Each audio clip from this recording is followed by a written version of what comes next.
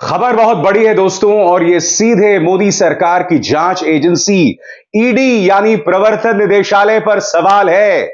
प्रवर्तन निदेशालय के ये दो अधिकारी गिरफ्तार हुए हैं दोस्तों, 15 लाख की घूस लेते हुए। कहां? राजस्थान में। किसके द्वारा? अशोक गहलोत की एंटी करप्शन ब्यूरो द्वारा। इन दोनों के नाम क्या है दोस्तों? आपके स्क्रीन पर एक का नाम है नवल किशोर मीणा, दूसरा का नाम बाबूलाल मीणा। दोनों प्रवर्तन निदेशालय के अधिकारी, दोनों 15 लाख रुपए की घूस मांग रहे थे, वो भी एक ऐसे राज्य में जहां चुनाव होने वाले हैं। मैं आपको मंजर दिखाता हूं दोस्तों, जब ये लोग पकड़े गए थे घूस के साथ। आप ये देख सकते हैं दोस्तों, 15 लाख रुपए मेज पर पड़े हुए हैं, और बाबूलाल मीणा और नवल किशोर मीणा अपना मुंह छुपा रहे हैं। मैं आपसे एक सवाल पूछना चाहता हूं, इससे बड़ी टेलीविजन की कोई स्टोरी हो सकती है? टीवी की निगाह से देखिए, मेज पर लाखों रुपए पड़े हैं। नवल किशोर मीणा और बाबूलाल मीणा दोनों अपना चेहरा छिपा रहे हैं। इससे बड़ी कोई खबर नहीं हो सकती है।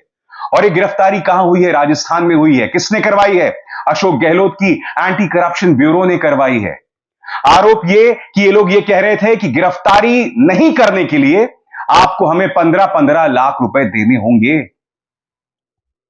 यह सवाल किसी और पर नहीं, प्रवर्तन निदेशालय पर है, जो और जिसका काम सिर्फ और सिर्फ विपक्ष को खत्म करना है, विपक्ष में खौफ पैदा करना है। और यहां पर आप देखिए, 15-15 लाख की रिश्वत के साथ रंगे हाथों ये दोनों सज्जन पकड़े जाते हैं। मगर मीडिया क्या कर रहा है? मीडिया क्या कर रहा है मैं आपको बता रहा हूं। मैं आपसे सवाल पूछना चाहता हूं, मीडिया की निगाह में इससे बड़ी कोई खबर हो सकती है क्या? नहीं साहब, मीडिया कुछ नहीं कर रहा है। मैं आपको बताता हूं मीडिया क्या कर रहा है। पाकिस्तान से एक निब्बी आई है जिसका नाम है सीमा हैदर, और यहां उसके पल्ले पड़ गया एक इंडियन निब्बा जिसका नाम है सचिन। दोनों करवा चौथ मना रहे हैं दोस्तों। ये देखिए, यहां पर बाकायदा मीडिया के रिपोर्टर्स खड़े हुए हैं और ये कवरेज कर रहे थे। ये इनकी प्राथमिकता है दोस्तों। मैं दावे के साथ कह सकता हूं, इतनी बड़ी खबर है जहां प्रवर्तन निदेशालय के अधिकारी रंगे हाथ 15-15 लाख रुपयों के साथ पकड़े गए। मगर मजाल है साहब कोई न्यूज चैनल इस पर सवाल करे, क्योंकि यह सवाल किसी और पर नहीं, देश के गृह मंत्री अमित शाह के ऊपर है, वित्त मंत्रालय के ऊपर यह सवाल है। यह सवाल किसी और पर नहीं, प्रधानमंत्री नरेंद्र मोदी पर है, जहां उनकी अपनी एजेंसीज जो विपक्ष में खौफ का सबब बन गए थे, देखिए वहां पर क्या हो रहा है। और यह हो रहा है न्यूज चैनल में। पाकिस्तान से आई एक निब्बी करवा चौथ मना रही है, उसको लेकर कवरेज हो रही है, चाहे वो टाइम्स नाउ, नव भारत हो, या वो जो तस्वीर मैंने अभी अभी आपको दिखाई, वो जो वीडियो मैंने आपको अभी अभी बताया। और सिर्फ ये नहीं हो रहा है दोस्तों, कायदे से मीडिया को इस खबर पर 24 घंटे रहना चाहिए कि प्रवर्तन निदेशालय के दो अधिकारी रंगे हाथों पकड़े गए हैं रिश्वत लेते हुए। मगर नहीं, अर्नब गोस्वामी के न्यूज चैनल में पैनलिस्ट एक दूसरे पर भौंक रहे हैं। मजाक नहीं कर रहा हूं मैं। जो पैनलिस्ट हैं, डिबेट में शामिल लोग कुत्ता बन चुके हैं। विश्वास नहीं हो रहा है? यह देखिए किस तरह से एक दूसरे पर भौंका जा रहा है।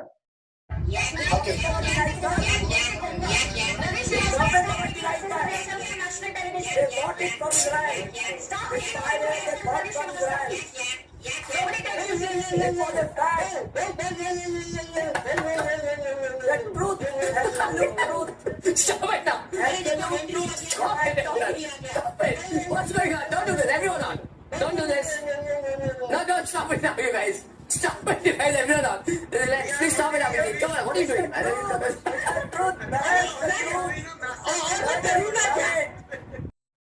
दोस्तों, इत्तेफाकन आज के दिन अरविंद केजरीवाल को भी प्रवर्तन निदेशालय ने बुलाया था। याद कीजिए, ईडी पहले ही उनके मंत्रियों को गिरफ्तार कर चुकी है, उनके बड़े बड़े नेताओं को गिरफ्तार कर चुकी है।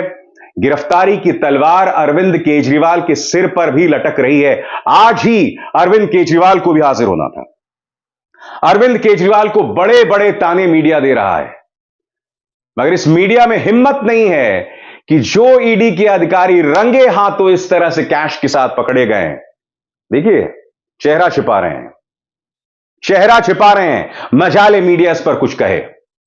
आज अरविंद केजरीवाल को भी ईडी ने बुलाया था। अरविंद केजरीवाल ने कह दिया सवाल ही नहीं पैदा होता। उनका यह कहना है कि आपको मुझे बुलाने का कोई अधिकार ही नहीं है, यह सिर्फ राजनीति से प्रेरित है। क्या कहा है अरविंद केजरीवाल ने? आम आदमी पार्टी का ट्वीट, केजरीवाल का ईडी को जवाब, ईडी का नोटिस राजनीति से प्रेरित है, बीजेपी ने नोटिस भिजवाया है। केजरीवाल को 4 राज्यों में चुनाव प्रचार करने से रोकने की मंशा से भेजा गया है गैर कानूनी नोटिस। ईडी तुरंत भाजपा द्वारा भिजवाया गया यह नोटिस वापस ले। इन 3 बिंदुओं में केजरीवाल करारा जवाब दे रहे हैं ईडी के नोटिस को, जहां आज उन्हें हाजिर होना था। ईडी आज कटघरे में है दोस्तों। यह ना भूलें कि ईडी के प्रमुख संजय मिश्रा के कार्यकाल को गैर कानूनी ढंग से लगातार बढ़ाया गया और उस पर सवाल किसी और ने नहीं, सुप्रीम कोर्ट ने किया था। आज मैं सवाल पूछना चाहता हूं, वो ईडी जिसका सिर्फ एक काम है विपक्ष पर निशाना साधो, सवाल करने वाले मीडिया से पर निशाना साधो, वो ईडी और उसके अधिकारी इस तरह से रंगे हाथों पकड़े जाते हैं। और मैं आपको बतला दूं, यहां तो ये 2 लोग पकड़े गए हैं। ऐसी कई ढेरों मिसाल हैं जहां आरोप लगातार लगते रहे हैं, लगातार लगते रहे हैं।